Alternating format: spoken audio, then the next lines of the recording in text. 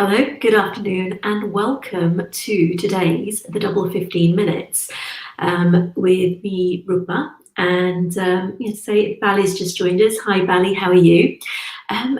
Today's show is another, I suppose, controversial subject to a certain extent, and that is the subject of male domestic abuse. But before we go into the show, before we bring our guest on, just going to have a little bit of talk about lockdown 3.0, the baby that is the cross procreation of the Twilight Zone and Groundhog Day. But yeah, I hope everyone's having a good week, staying safe, and I've got to say, it's just I think everybody's a year on, and we're all now getting to the point where we're getting to the point where it's like, come on, you know what? It's time to start getting into a semblance of new normality, getting back into life and doing things. But yeah, I'd love to know what it is you're doing to keep yourself sane. Have you gotten into new exercise routines? What's your latest Netflix binge? We are live on Facebook as well as LinkedIn and YouTube. So thank you to everyone that's watching it. Now I can see the ones on Facebook. I can't necessarily see the ones on LinkedIn and YouTube. But if you have any questions, please do send the questions in and we'll do our best to answer them. So a little bit about my guest today, Luke Martin. He is a specialist in domestic and sexual abuse, in the sexual abuse sector. He has almost 15 years experience working within this sector. He works as a consultant. He has been working as a freelance consultant for the last 2 years and part-time, for the last 5 years. Luke is also an author of a number of publications. But what I will do is, rather than me tell you about Luke, let's bring him on so he can tell you a little bit more about himself. So let's add him to the stream. Hi, Luke. How are you? I'm very well, Rupa. How are you? Yeah, I'm really good, thank you. And I'm just going to say, I know how busy you are, so thank you so much for joining the show today. Really appreciate it. No worries at all. So, Luke, tell us a little bit more about your background, because, I've not done you any justice, because, you've done so much more than just the 15 years. You've authored, you've done projects with the Home Office, you're leading on a number of major initiatives that are hopefully going to change the face of domestic abuse, male domestic abuse specifically. So tell us a little bit more about your background. Yeah, so I started looking at domestic abuse as a young man at university. I did a law degree and covered domestic abuse in 2 of my modules. And really naively, as a 19, 20-year-old, thought, oh my goodness, this is a pandemic. Why is nobody doing anything about it? And left university and realized there were lots of people doing lots of things about it. It was just something that had fortunately, it never impacted me directly. So it's never really something I had to explore. So I moved down to Cardiff to work for the Dean Project. At the time, as a man working in the sector, the only organisations that I could work with was working with male victims. So the Dean Project was one of the first male domestic abuse services in the UK, and then moved up to Staffordshire and did a master's in law, gender, sexuality and human rights, and focused that specifically on domestic abuse, and then did frontline work up there with male and female victims, and then children and young people, and then worked with perpetrators, and so wrote a perpetrator programme for them, and then moved down to London and did 5 years as a domestic and sexual violence advisor for various organisations, and then went freelance. So I did some work with Survivors UK. So I wrote their guidance on how we work with male victims of rape and sexual violence, and then went over to the Home Office to work on their This Is Abuse campaigns, targeting young people's experiences of domestic abuse. And then went over to De Montfort University to write an academic book chapter for them on working with male victims. And now I just sort of do various bits of consultancy work with different organisations. I do a lot of work with Respect, who run the Men's Advice Line. So that's National Helpline for male victims. I do a lot of work with Safe Lives, who train independent domestic violence advisors and police officers. And during lockdown and the pandemic, been doing a lot of work with them, with corporate organisations, looking at what policies big and small organisations should have in place for staff that might be experiencing or perpetrating domestic abuse. And last year, I updated the Work with Male Victims toolkit for respect. So various sort of roles and projects that I've been fortunate enough to be involved in. Yeah, well, I mean, you say fortunate, but I mean, I guess it's sort of like your passion and drive has actually got you to the point where you are involved with them. So, I mean, you say sort of very naively, but what was it specifically at, like you said, at the tender age of, 19, 20, what was it specifically that made you want to look at male domestic abuse?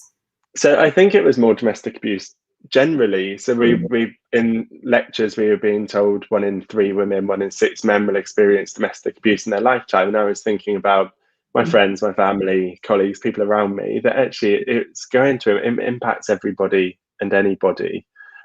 So I knew that actually it was going to be something that would impact me. And I think that for me was a significant factor, that actually nobody can escape being touched by domestic abuse. Well, because they say that, don't they? It's like, domestic abuse just isn't about the two people that are involved in the altercation. It actually does affect a wider field. So if there are children involved, it affects the children. If parents are involved, it affects the parents, siblings, friends, etc. So just to sort of, we've just got a few people. So Bhavna has joined. She's saying hi.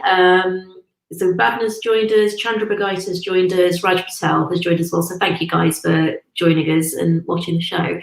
Now, one of the questions I wanted to ask you is, like, because you said fortunately you've not been subjected to anything like that, or you've been very fortunate in that it's not really touched your life. But have you noticed people around you, and of course we're not asking you to name names, that have been affected by this, and what has actually happened, sort of like with those sort of situations? Yeah, and I think at the point of being 19, 20, I wasn't aware of anybody who had experienced domestic abuse, hadn't experienced it myself, I hadn't seen it in my family. Since then, I most definitely have.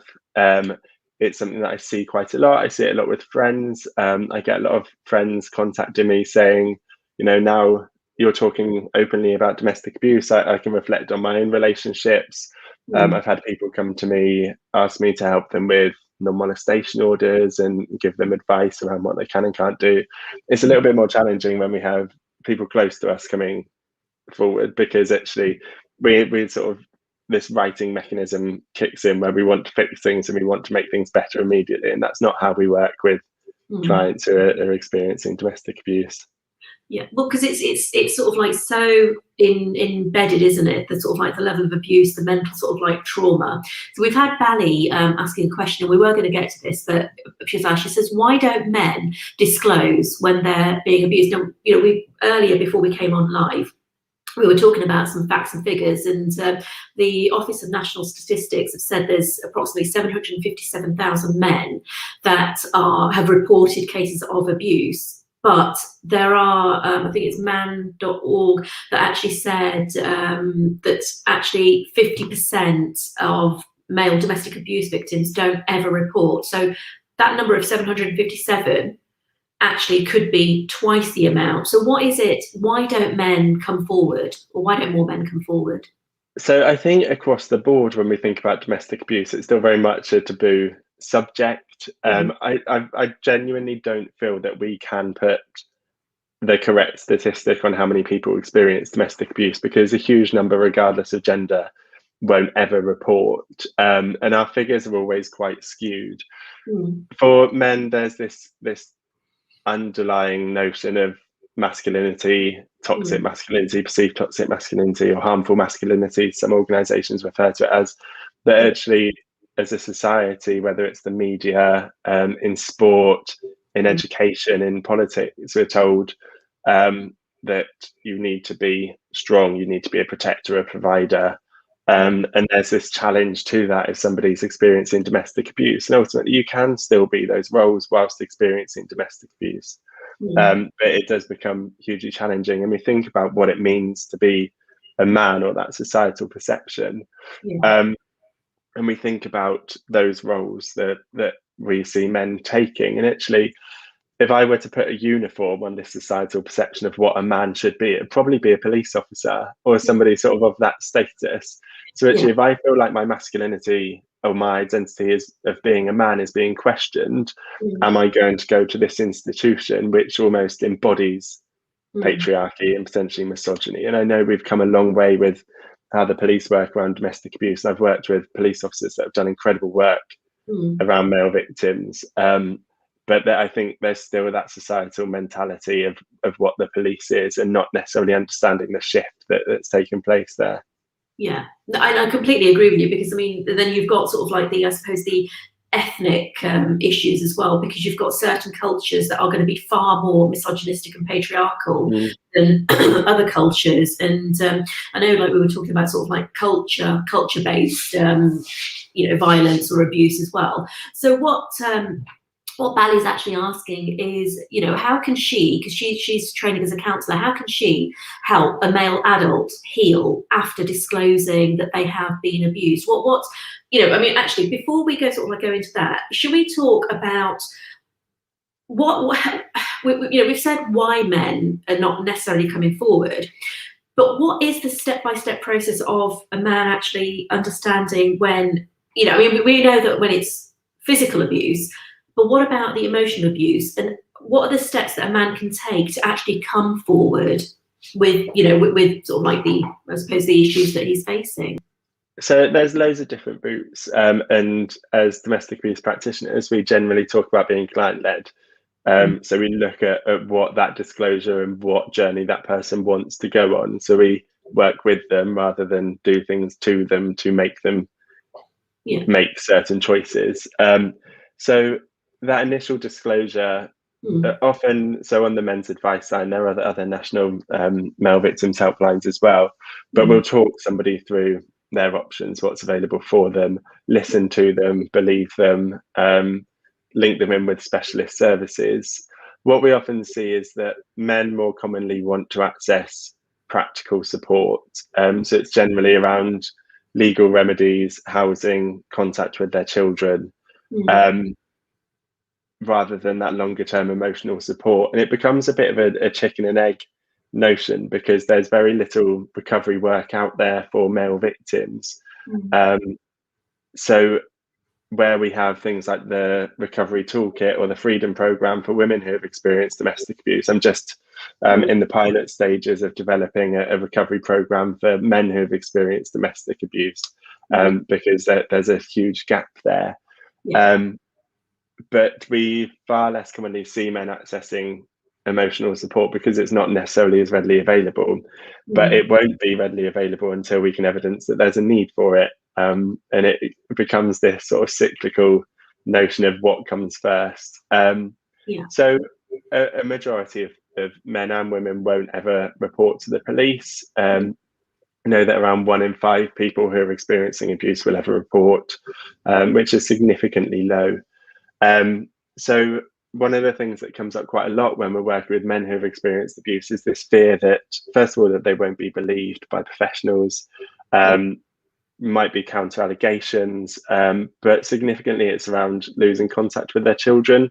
And across the board, when we think about victim survivors of domestic abuse, something we hear quite a lot is, well, I can't leave because I don't want it to impact my children. And actually what we know is for children who are growing up in homes where domestic abuse is taking place, it will always impact them. And one of the pushbacks that we sometimes use is, what is this teaching your child around what a normal relationship looks like? What do their expectations then become? But we look at family court, and it's something that is something that's being talked about a lot in the sector at the moment around parenting and domestic abuse, that we do more commonly see children placed with mother, because often she's got the capacity to offer childcare, whereas men are more likely to be working full time. So there are challenges there, and I guess that's a generalization, but something that we do see. But we do work with families where they have a 50-50 split, and I've worked with families where dad's been given sole custody of children when mum's been deemed abusive. So it really does vary. Okay. Well, I mean, the thing is, I'm going to go sort of like back a few steps. We were talking about sort of toxic masculinity and things. And then Bally's got a few more questions, so I'll go to them in a minute. But we were talking about toxic masculinity, and we were talking about sort of like I suppose, raising boys, because we do tend to raise boys differently to girls. Like, boys are not encouraged to cry, they're not encouraged to express emotions, and girls are like, it's okay, you can cry. Let's feminize you. Let's allow you to express your emotions. So what is being done to actually tackle it at sort of like grassroots level, in terms of from childhood, and actually tackling that toxic masculinity or harmful masculinity at a very young age? Is there any work being done with schools?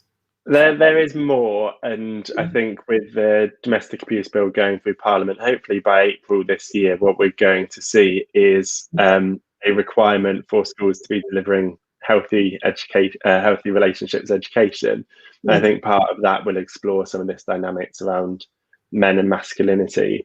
There's a really great TED talk by a man called Tony Porter, who talks about his experiences, and I think there's something around it being generational, that I know my identity as a man is very different to my dad's identity as a man, and that being very different to his dad's identity of what it means to be a man. So I think we are seeing a shift. It's very slow. I think there are lots of different things that impact men in today's society, and we look at things like that shift in sometimes talk about it as displaced masculinity, that actually this role of the head of the household protector provider isn't there for men anymore, because women do that as well. They're more of an equal split. But actually there's still that expectation in society that men will be that. So what we've seen is men using like things like performance enhancing drugs and steroids to, if they're not fulfilling that role, at least look like society's telling them a man should look. So to be stronger and bigger. And we look at things like magazines available for men. When I was growing up, I grew up in a small village on the Isle of Wight, and we had a local post office. The magazines that they had for men were sort of about woodwork and cars and things like that. And now it's all about sort of physical strength and men's health and how to get perfect abs and things like that. And actually we're seeing men now where women probably were with sort of that issue of body image probably about 20, 30 years ago, and we're starting to see that impact on mental health as well. Yeah, I mean, and then that's a subject we sort of like covered a few weeks ago, and we're hoping to cover it again in terms of men's mental health. We've had a few more comments. So one of the comments is, what about sexual abuse in male children? The encouragement there. And also one of our LinkedIn viewers is Sally, has joined us, and she said they received a letter this year that the secondary school curriculum now includes discussion around domestic violence in PSHE. So, I guess it's like with some schools are actually tackling it, some it's going to take a little bit longer. And like you say, it's the gender roles that are sort of like now not as defined as they used to be. But having said that, the gender roles may not be as defined, but the parenting and what's the generational shift is there. There's still a level of boys don't cry, boys are meant to be strong. And like you said, the pumping of the steroids, the high protein diets, the let's bulk ourselves up. So whilst all of this is sort of like coming slowly into place, what advice is there for parents for their boys specifically? Because girls, we're allowed to be as emotional as we want. But what advice is there for parents, and where can they go to actually find extra help for this? So I don't know if there's anywhere, and there may well be sort of services that work specifically around that parenting role, and lots of local social care services will have parenting programs that can work around that. And I guess we still see it on the other side with that notion of girls as tomboys, that we still see parents pushing girls to be more feminine, to not behave in a certain way, and again to really still embed these gendered roles. And we see it coming through as adults, and something that we talked about before the show was this notion of how we talk about domestic abuse for men, and what that looks like in relationships. And something that I still hear quite a lot is that he's henpecked or he's under the thumb, when we see men being controlled by their partners. And I think as a society, we've shifted a little bit. And if we were to see women coming forward making some of those disclosures, we're more likely to have concerns around coercive or controlling behaviour or abusive behaviour. But again, it's quite normalised. And something that I hear quite a lot is around financial control. My wife takes all of my money off me and then I'm given an allowance. Again, we see that done with female victims as well. But that those levels of control that aren't just being under the thumb, it's around being abused. Yeah. And that was something that we sort of touched on earlier, wasn't it, that you'd spoken about. So when does it go from being sort of like, when does it transition into abuse? Because there are certain sort of things that you'll do where, okay, I'm better with finances, so therefore, I'll take care of the financial budget, whether you're man or woman. But when does that go from being, let's just play on our strengths, to being abusive? So, for example, if there's a husband whose wife is consistently telling him that he's useless, that she wishes she hadn't married him because he can't do DIY, or he's useless, he's a slob. How much of that then becomes abuse? And why is it that if a man is doing that to a woman, we will automatically be outraged, but if it's the other way around, it's just all brushing the carpet, like you said, henpecked, etc. So where is that fine line between the two? So when we're talking about abuse, we're generally talking about a pattern of behaviour where somebody feels fearful of repercussions. And probably one of the most common tactics that we see being used is sulking. And something that we get from victim survivors that we work with is this notion of it's easier not to do something than to deal with the consequences.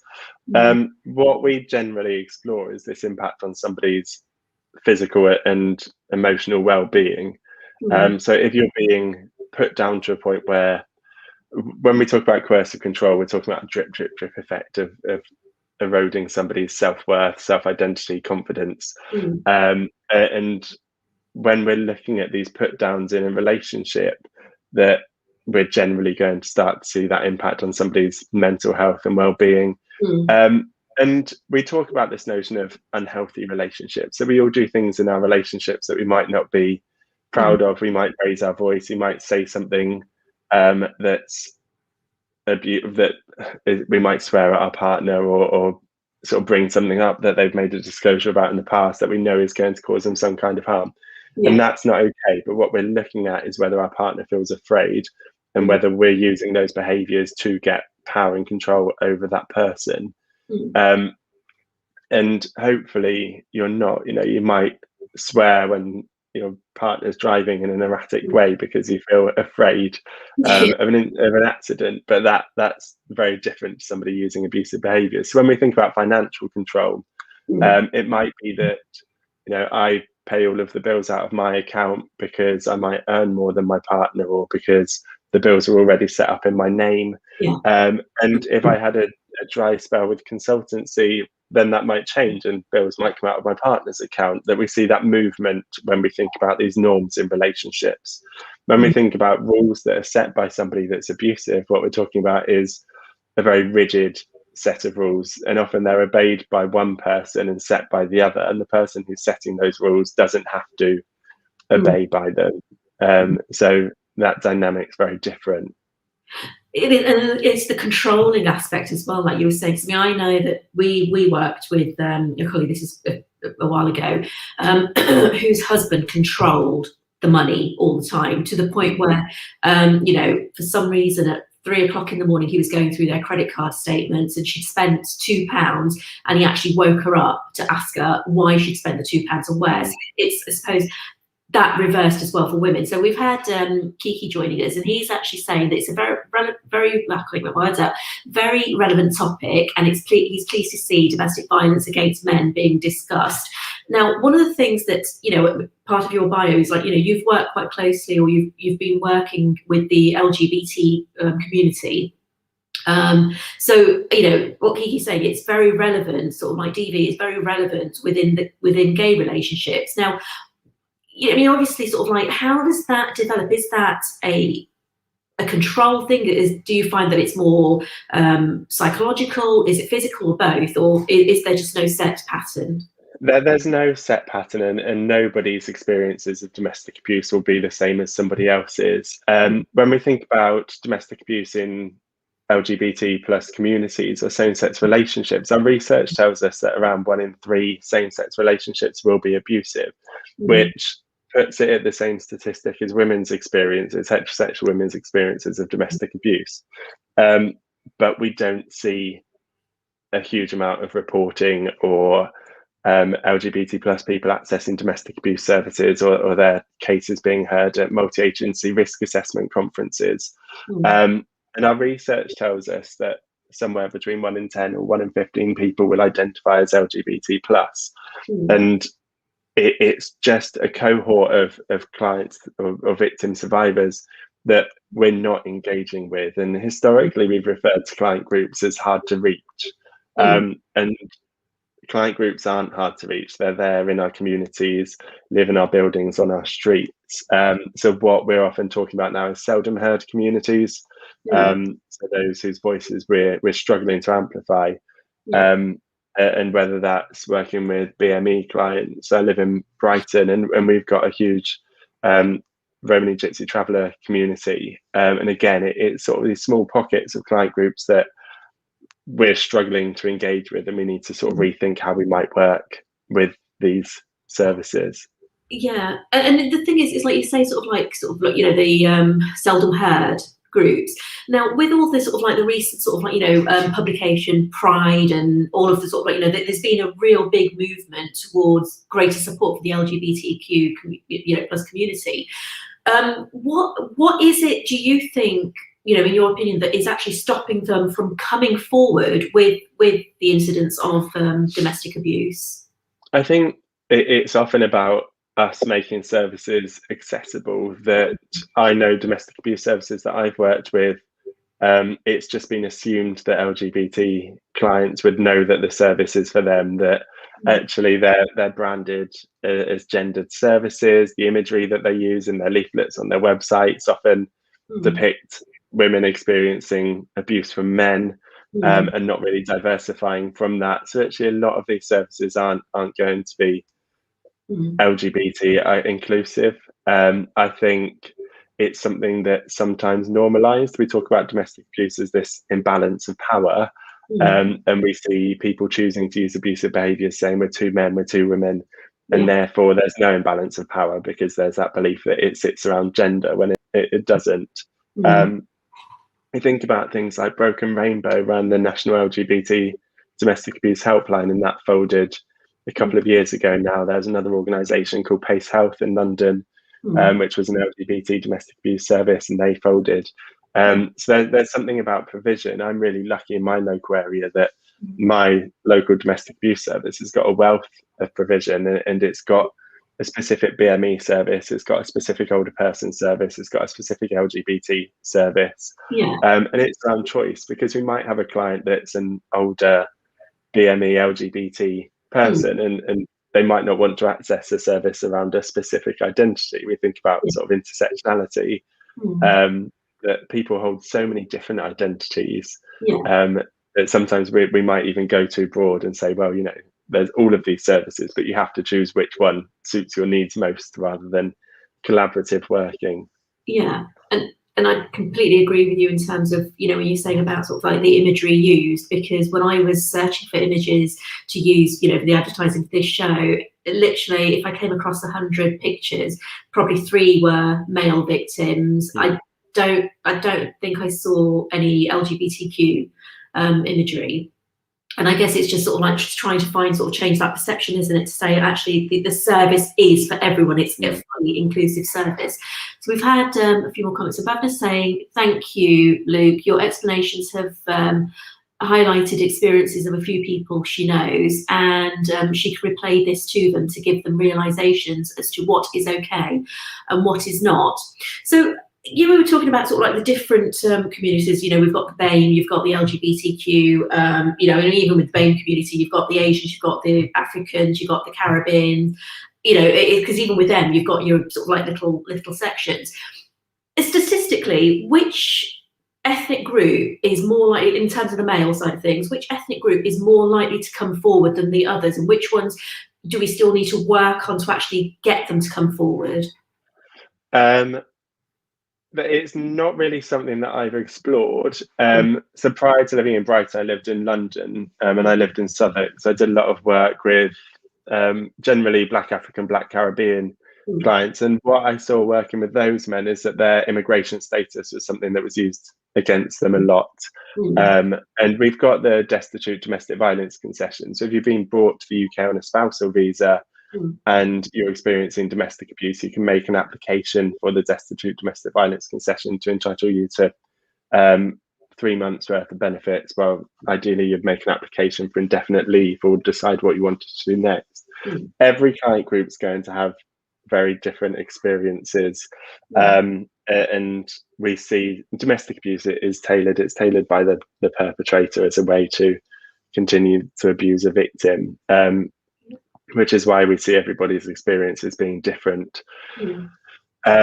What we might see with certain communities is multiple perpetrators. So as we discussed earlier, this notion of it might be family members as well as the partner. And one of the things that domestic abuse can feed off is this notion of isolation. If somebody isn't able to see or contact friends or family or have a support network around them, then actually it becomes much easier to hide the abuse that's taking place. And that's obviously why we've seen domestic abuse thriving during the pandemic, because people haven't been able to continue those support networks. They've not been able to see friends or family. They're working from home. So when we think about visible injuries, actually, men are more likely to experience physical injuries that can be seen, so to the face and forearms, whereas women, it's more likely to be on parts of their body that they can cover up.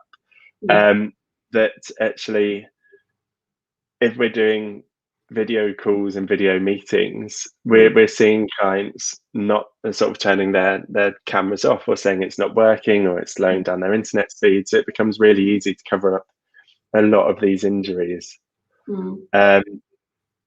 So it's hugely challenging. And what we see when we think about men's experiences of domestic abuse and physical violence is that we're more likely to see weapon use, and there's some research that supports that, because as a woman, you're less likely going to be able to overpower your male partner with physical strength alone. So I've worked with lots of clients where they've had mugs thrown at them or phones, but boiling water being something that we see used quite a lot. And probably at the most extreme, we see sort of stabbings with knives. I worked with one client whose girlfriend stood on his calf muscle in her stiletto heel and ripped all the tendons open in his leg. And the same guy had been hit over the head with a spanner, and she had split his scalp from his crown to his hairline. So we see different forms of abuse being used. And I mean, that's sort of female to male. And what about going back to the LGBT community? What sort of levels of abuse do you see there? Is it more psychological? Is it? I mean, I know you say no two clients are the same, but is there a prevalence of one level of abuse over the other? So I guess because as a domestic violence advisor, my role was generally to work with high risk cases, and probably some of the highest risk cases I've worked on have been men in same-sex relationships. And again, saw a lot of weapon use. We see different factors that we might see, things like poor mental health, and often that comes from internalized homophobia or externalized homophobia. This notion that somebody who might have had to hide who they really were, their sexual orientation, their gender identity for a significant part of their life, and then how that plays out later on. We might see substance use come into play. I did some work with the survivors of Darrell Rowe. Darrell Rowe was a man that was purposely infecting sexual partners with HIV, and he did a documentary called "The Man Who Used HIV as a Weapon." But we see different factors, additional factors. So it's really varied in those experiences. Yeah. Okay. And I mean, like you say, it's like, I guess it's just like, there isn't a one size fits all, for want of a better phrase, but it's just sort of like the thing. So, I mean, in terms of like control, do you find that there is a higher level of control in terms of, say, with the LGBT community, in terms of what their partner wears, who they talk to, what their, I don't know, to a certain extent, sexual acts are going to be. The reason I say this is I did have, a friend who was in an abusive relationship, and his partner would actually force him to go to various places to have, group sex against his will. It's these sort of like coercion. So, with sort of like the LGBT community, when you're talking about sort of like physical abuse like that, do you find that they're less likely to have anything on their faces, but the injuries might be more prone to like the women injuries? If that makes sense. Potentially, yeah. So again, it's going to be really varied. What we often talk about is this notion of experiential power. So somebody who's been out longer, who's got access to a gay scene, or has a bigger gay friendship circle, saying, well, this is what a same-sex relationship is like. And it, to some extent, it's been supported by law. If we think about civil partnerships said that you couldn't dissolve a civil partnership on the ground of infidelity, because there was this connotation that LGBT people were promiscuous, and therefore that wasn't enough grounds to end a relationship. And obviously that not being the case, but when we think about things like we see high levels of disclosure of sexual violence, and we do see disclosures from people whose partners are making them attend sex parties or inviting people over to have sex with them, and them not having the freedom and capacity to make that choice. So ultimately, we're looking at rapes being disclosed because somebody is having that experience, and feeling pressured to do so. And sometimes we see that linking in with substance use and going to parties where they know that these substances are going to be readily available. So there's a lot of linking in with other aspects of abuse when we explore that. And again, a lack of discussion in society around LGBT experiences of domestic abuse. So I guess it's like, the next thing. And, I know that sort of like we are going to be doing a series of these, talks over the coming months. And maybe that's something that we should actually talk about further, on that. So we've had Sally saying the fact there are a tiny amount of refuges for men available shows that once men do speak up, it's harder for them to be supported. We have support for the whole process for women, from reporting to leaving. Why is it taking so long to replicate this for men? So that's a question for you, Luke. So I to some extent have issue with the refuge model. I don't think it's that effective. I think it puts all of the onus onto victim survivors, and often we give that to victim survivors as their only option. You need to leave and you need to go somewhere safe. And actually, it was really effective when Erin Pitsey started the first refuge in Chiswick in London in the 70s, because local authorities had loads of housing stock, so they could move people into permanent accommodation really quickly. Actually, now we've got about 600 refuges now, I think, for women in the UK, and around 15 for men. But I was doing some work up in Scotland last year, and I had somebody from a domestic abuse service on my course, and she said, well, we've got loads of refuge provision here in Scotland. And I said, well, that's great, but how often is it full? And she said, all the time. I'm working with a client at the moment that we've got to fly over to Ireland, and that's the only space we can find for her. They're actually removing people from their support networks and putting them somewhere where they're totally isolated, where they have no support network, where they lose all of that routine. We're taking children out of schools and putting them somewhere that's totally new to them. Actually, what we've started doing in the last couple of years is putting the onus back onto the person choosing to use abusive behaviours.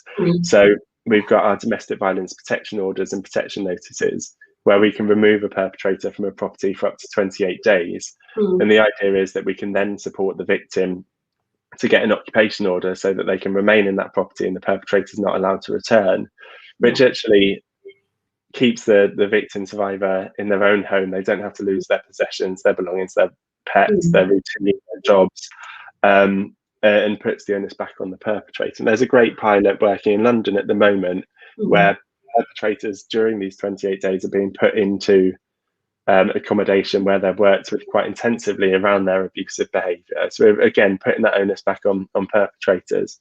The challenge with men who are experiencing domestic abuse is that, unlike women, they're far less likely to be told to leave their jobs and isolated. When we think about the differences in experiences, men are often encouraged to get another job, to earn more, to push for promotions, whereas women are told to leave their jobs. So a lot of the men that I work with are working at least part-time. And if you're working, the cost of a refuge is around, on average in the UK, it's around £320 a week. So you're going to have to come up with over £1,000 to pay for that refuge space. And if you're taking any children with you, it's going to be even more costly. So we're less likely to see men accessing refuges. We're more likely to see them accessing private rented accommodation or staying with family until they can get another property. And there is a cohort of clients, both male and female, where refuge is suitable for them, where the risk is so significant that actually it's safest for them to be out of area. But what we need to look at is other ways that we can work with these clients. So I think we are seeing a shift in our refuge model, again, in trying to keep victim survivors in their homes, because it is more feasible. And it makes sense. I mean, like earlier, we were talking about sort of like the perpetrators. Now, you say that you work with perpetrators, and this was a discussion we had a few weeks ago with Cynthia from the Cynthia Trust, and she'd said that a lot of the times, those who are perpetrators, those who are abusers, actually have a background of having been abused themselves. So because you're working on sort of like a perpetrator program at the moment, so what does that consist of? What does that look like? So we see a significant split, I guess, because actually children who grow up in homes where domestic abuse has taken place aren't necessarily going to go on to have abusive relationships themselves. It's still a minority. It's around a third of children who will go on to have abusive relationships themselves. What we actually more commonly see is children growing up in homes where domestic abuse has taken place, going on to have jobs like police officers, social workers, somewhere where they can intervene and stop that journey for other people. A police officer that I was training once said to me, I became a police officer because I wanted to be that person that could have rescued me as a child when I was witnessing it. That actually it's a bit of a societal myth that people who witness abuse will go on to abuse themselves. But there are services that work with adults who are choosing to use abusive behaviours. I think we've got a date in the diary to talk about that in the future. We have, yeah. And so the other side of it is, what about those like children, the boys that have actually been sexually abused or physically abused or emotionally abused by one or both parents or a family member? In terms of what's the prevalence about for them to actually go on to become abusers themselves? Because you said 1 in 3 that have witnessed abuse, but what about those who have actually been victims of abuse themselves? So it's still really low, and especially working with often adults who have experienced childhood sexual abuse. And one of the other panels that I sit on is the Independent Inquiry into Childhood Sexual Abuse. And something that we see is this fear of adults that they had experienced sexual abuse as a child, that they would go on to use those behaviours themselves. And it's just not the case. There's no research to support it. But again, it's that societal perception that it can't be undone. So we work with lots of services that do work with young people. Pretty much all, although it's changed slightly because of funding, a lot of domestic abuse services will have a children, young person service that can work with children who historically we've talked about them as witnesses of domestic abuse, and now more so we talk about them as victims of domestic abuse because we know that it impacts them. That can do sort of play therapy, art therapy, talking therapies with children, young people. And again, it's something that's really had to be picked up by the charity sector, because we look at things like child and adolescent mental health services overwhelmed with referrals. And then a lot of sexual violence services will now have children, young persons services that work with children, young people that have experienced sexual abuse. Yeah. And I guess it also depends on which council you come under, what your mental health trust is like, how much money they've got as well. And, there are a lot of things that actually do need changing, but I guess it's a slow process. I mean, what I want to ask you is, I just want to take you right back to basics on this. Now, if somebody is has experienced or is experiencing domestic abuse, what are the step-by-step, what is the step-by-step process for them to actually start doing something so that they can actually remove themselves from that situation? So everybody's going to be in a different stage when we think about this process, and there's lots of different theories. Liz Kelly at Bristol University did a 7 stages of coercive control model. We look at Prochaska and Declamonte's stages of change model. The first part of the process is identifying that you're in an abusive relationship. And often, I think about clients that I've worked with, we see controlling behavior come into play far earlier than we see physical abuse. So for a lot of people, they might not identify it as domestic abuse until it becomes physical, because historically we've talked about it as domestic violence. So there's been that connotation that it has to be physical. But we might see, so obviously there's a lot of press at the moment around domestic abuse because it's something that's been discussed a lot in the pandemic. So you might read something that you resonate with. It might be friends or family making comments about your relationship, how you're presenting, things that you're saying. We might see some kind of professional interventions. It might be that neighbours hear arguing and they call the police, or the child makes a disclosure, or you've had to seek medical attention for something. And then what we often talk about is going into this contemplation stage. At this point, a majority of clients that we work with don't want to leave the relationship. What they want is the abuse to stop. And I think at that point, that's where we often go, you need to leave, you need to stay safe, you need to do these things. But actually that's not what our client wants. And they'll often disengage if we start telling them what they should and shouldn't be doing. So we'll often talk about choices. If you want to stay in the relationship, this is how you can keep yourself as safe as possible. These are things that you might consider. And what we often see from people choosing to use abusive behaviors is going into a remorse stage. I'm really sorry, I'll change, I'll get help, it won't happen again, justification of it being stress. So what we might then ask clients is, okay, so what do you want to see change? What do you want to see stop? How would you measure that? And we might ask them to start scaling things. So, on a scale of 1 to 10, how afraid are you? What stops it being higher than that? What might make it higher than that? If you were to put a percentage on how much of your relationship's good times and how much of it's not so good times, where would you put that split? We might ask things like, what's changed since the beginning of your relationship? What do you miss? And then getting them to sort of come to terms with the fact that what they're experiencing is abuse. So we might use things like the power and control wheel, which gives examples of what domestic abuse is.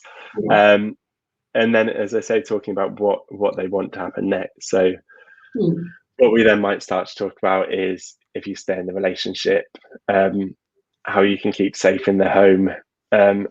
But again, we still put that onus on our victim survivor by having those conversations. And then once they might decide that they want to leave the relationship, with safety plan in a different way, because we know that that's the most dangerous time. When someone leaves a relationship, the abuse can escalate quite rapidly.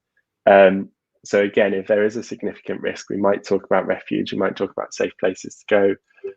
If the victim's staying in the home, we might talk about things like home shelter or sanctuary schemes, having adjustments made to the house to make it as safe as possible.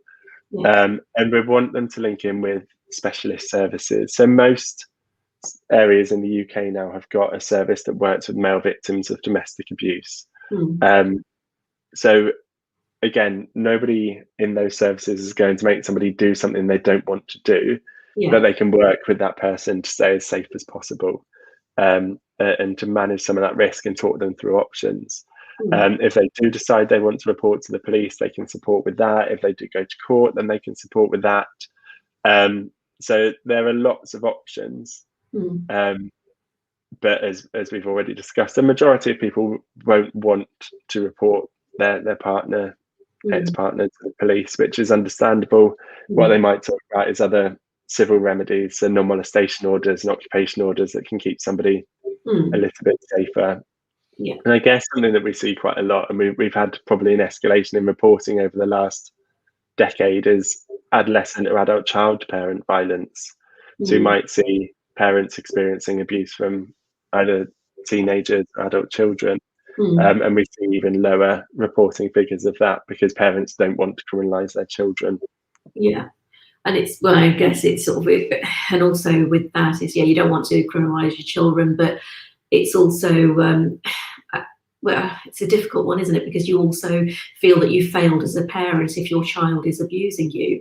Now, one of the questions I want to ask you is, you know, when we're talking about sort of like the male domestic abuse victim, and we've spoken about the physical, we've spoken about emotional, but when a domestic abuse victim is, I suppose, being groomed, for want of a better word, they may not necessarily realise that they are in an abusive relationship because it's done very subtly over time, and they're isolated bit by bit from anybody that can actually pick up they're being abused. So how do you work with those? I mean, obviously it's a very difficult one, because if they don't realise they're being abused but their friends do, what can be done about that?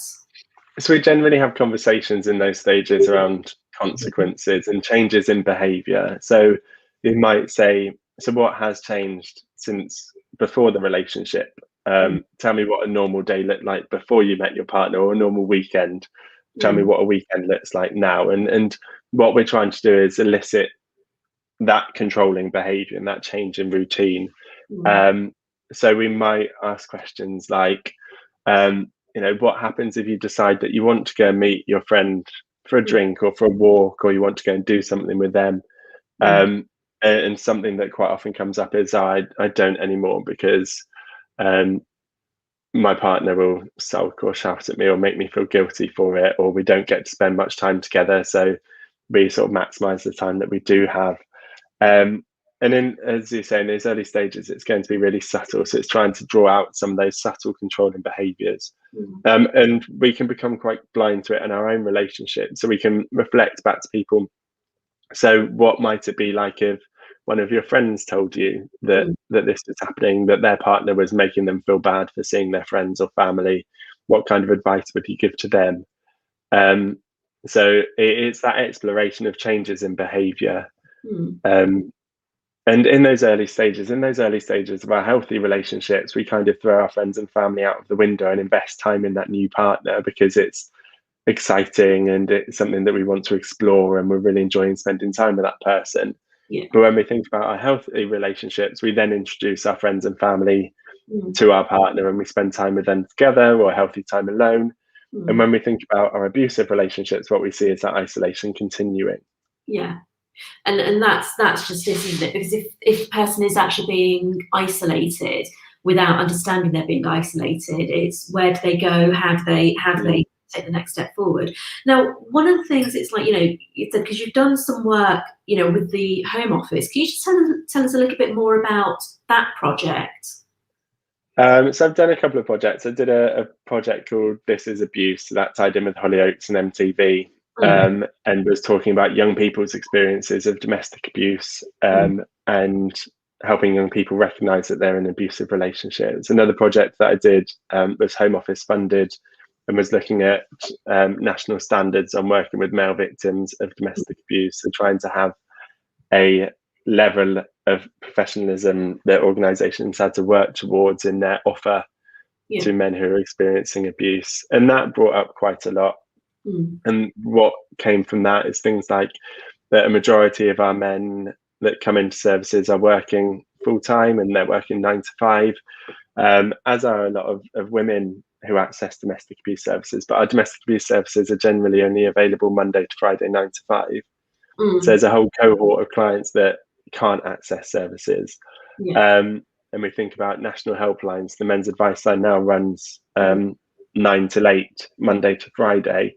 But historically it was only 9 to 5. So when I used to work on it, we'd get calls from men sort of on their lunch breaks or in between meetings and things like that. So you think about gaps in service provision. So it's a sort of various pieces of work. And there's, I mean, the thing is, it's like there's so much progress has been made, and there's still so much more to go. I'm sort of very conscious that we've, like I was saying to you earlier, I never stick to the half hour, but you know, that's the beauty. This is the whole joy of doing a Facebook Live. Look, if people want to get involved with the projects that you're doing, is that something that they're able to do? And if so, what's the best way of contacting you or the organisations that you work with?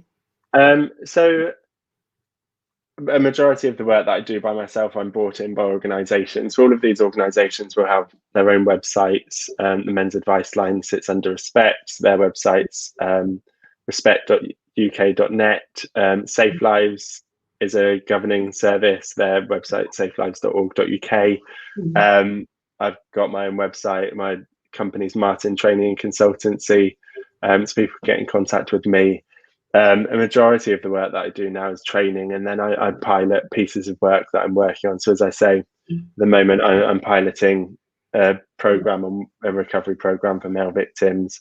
I'm running a full day male victims of domestic abuse training course in February. If people want additional learning on that. But any questions that come up, people are more than welcome to drop me an email and get in contact with me. I'm happy to answer those. Okay, perfect. And we can share sort of like at the end of the show, we could share the details, I suppose social media handles and your website. I'll add them onto the comments so that people can actually contact you if need be. But look, we did allude to the fact that we are going to be talking again in a few weeks' time about sort of the perpetrators and furthermore along the lines of male domestic abuse victims and where we can go.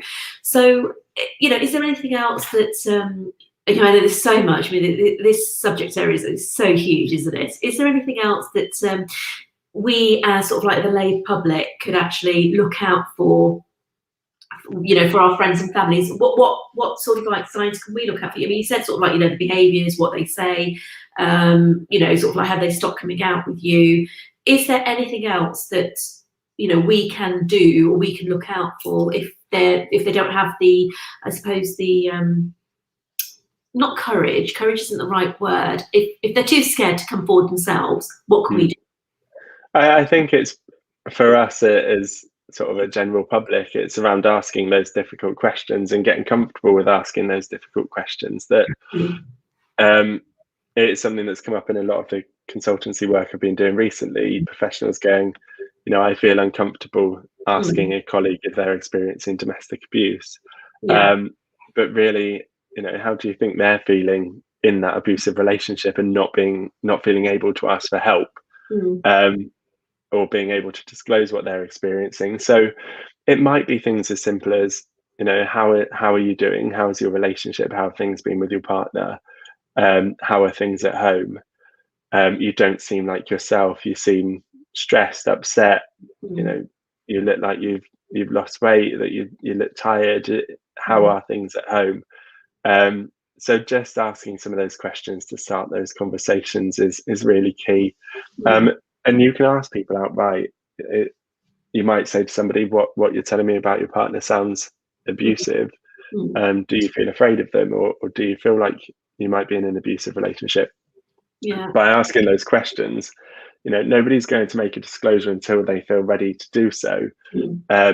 But it lets somebody know that you're there, that you've got an understanding, that you're happy to talk to them about it. And they might not ever disclose to you, but at least they know that there's people who are concerned for them and listening to what they're saying. Yeah. And I guess it also sort of opens up their mind as well for them to think. Now, one of the things before we go, I did want to touch on was we spoke about narcissism, and then there's, sort of like everybody at the moment, that seems to be the new buzzword. So whenever anybody sort of like, it behaves in a way that's not conducive to the person they're talking to, immediately it's like, oh, you're narcissistic. Is that quick labeling of people actually doing more harm than good? Because, it's like, what is narcissism and how do you define somebody as narcissistic or not?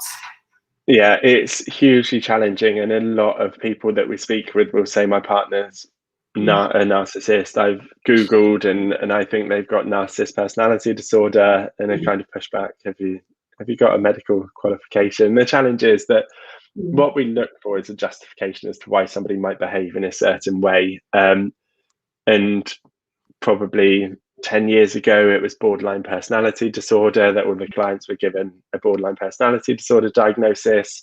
It's shifted over to emotionally unstable personality disorder.